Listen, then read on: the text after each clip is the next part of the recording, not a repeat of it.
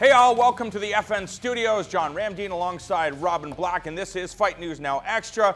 Robin, you're going to be traveling to Montreal to talk to possibly the greatest mixed martial artist of all time, GSP. But it's a good time for the 170-pound division. The question, is George going to come back to the UFC? Is his head ready? We know he's back to training. You'll discuss all that stuff with the champ when you go to Montreal. UFC 181 right around the corner. Johnny Hendricks, Robbie Lawler, and an outstanding matchup.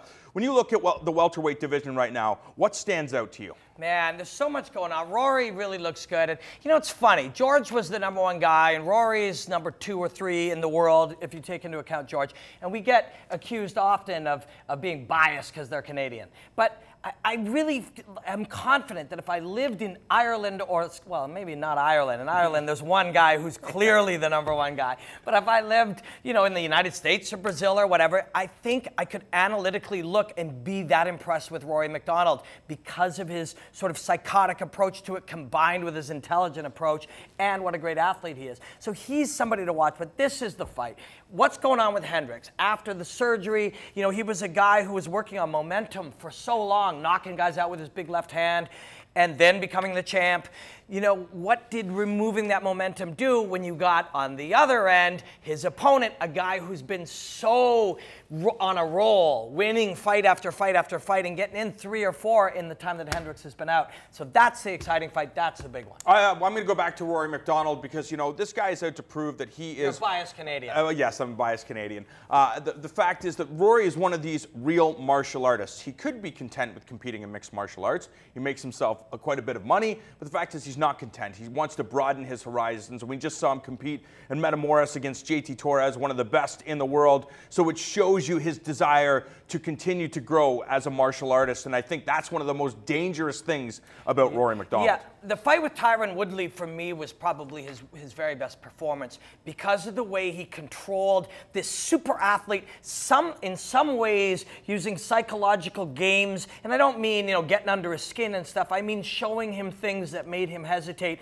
as well as keeping him on that outside track, recognizing when he's on that outside track, he has 2 big weapons that he uses, classic weapons, the overhand right and the double leg takedown, taking both of them out, making threats for both. All of that combined made you look and go, when this guy is as skilled as he is, as aggressive as he is, as mentally frightening as he is, and he can really follow for us and his team's game plan like that. That's a guy, much like George, who can become the champ. The thing about Tyron Woodley, we all know how talented he is. We know when he is on his A game, he can be the best or beat the best. He beat Carlos Condit. Yeah. And I think when you look at Carlos Condit, he is somewhere in the top 3 best fighters in the world when it comes to killer instinct, his abilities, the way it's just his fighting mentality. So for Tyron Woodley to have a win over Carlos Condit, and you've seen in the past how he's been able to perform, he is at the top of that heap. But much like Jake Ellenberger, they're very, very gifted, but as soon as there's some sort of mental issue,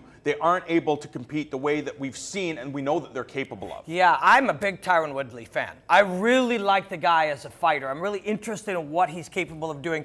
And what, you know, when people look at the Condit one, they very mistakenly will go, well, that was an injury. He caused that injury. He caused it using the gifts that he had. It's extreme power, super explosiveness, fast twitch muscle, speed, you know, all of those kind of reflexes. He's an attribute-based fighter, and those ones are really fun to watch because of what they're capable of.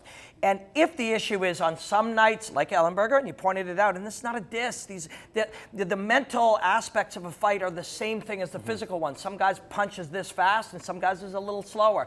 Some guys' mental game of focus is a little stronger than others. It's something that can be worked on, though. And when you take a super athlete, you take a fast twitch muscle, power, fast reflexes, explosive, physical beast, you can train them in those areas. And Tyron Woodley will be around that top 10 for a long time, and a couple key changes for him, and he could be the guy that beats everybody. And I have to agree with you. Tyron Woodley has Kelvin Gastelum, and I don't know if anybody, you know, over the last year would have believed that Kelvin Gastelum would have quickly got himself to where he is in the welterweight division so quickly, coming off that victory over Jake Ellenberger. And I actually think we saw a mentally strong Jake Ellenberger in that fight. I think Kelvin Gastelum is just that good. Tyron Woodley believes that he's that good because, you know, Hector Lombard had some comments to him, and he's like, look, this guy is going to be a star. Yeah. And I think it's going to be a very competitive matchup. I think Kelvin Gastelum is one of these guys to watch out for. Yeah, he is, I think. The role, you know, we talked about the role Robbie Lawler's been on. This kid's on one, too. And belief, you know, scientists and analysts can say, well, belief doesn't really mean anything. But if it means something to you, it means something to you. It's like religion, the power of belief that this is your religious destiny. Some other people might not think that's true, but if you believe that's true, that can be a very powerful thing. But yeah, I mean, there's a lot of stuff going on in the 170-pound division. Well, one other thought I want to throw out there. Again, when we're talking about mental strength and the ability to handle and walk through the fire, you know, we're talking about it analytically. A lot of people will sit on the couch and go, oh, that guy's mentally weak. They're in the 99th percentile of human beings.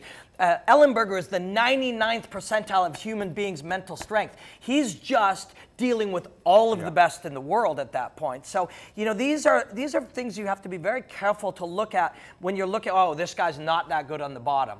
Well, this guy's one of the best in the world on the bottom. The guy on top of him is just the best. So when you compare these athletes, you must always understand you're comparing the best of the best to the best of the best. I love that you brought up that point because there's one individual at 170 pounds that I am 100% confident will eventually challenge for a championship in the UFC, and that's Brandon Thatch, a guy that we've seen how deadly he is. As soon as he steps in the cage, he has his sights set on destroy, but has taken a step away from mixed martial arts to make sure he's mentally prepared. And just the thought of him coming back is a terrifying. Yeah. There's a little collection of these guys to watch. There's him, Jordan Mean, Stephen Thompson, Gastelum, who's probably on the front end of that momentum-wise. Those guys, keep an eye on all of them. At some point, they'll be fighting each other. Gunnar Nelson, there's 5. Watch out for those 5. They may not be the top 5, but they're the top 5 outside of the top 5. It is an outstanding time for the 170-pound weight class. That is it for us. Don't go anywhere.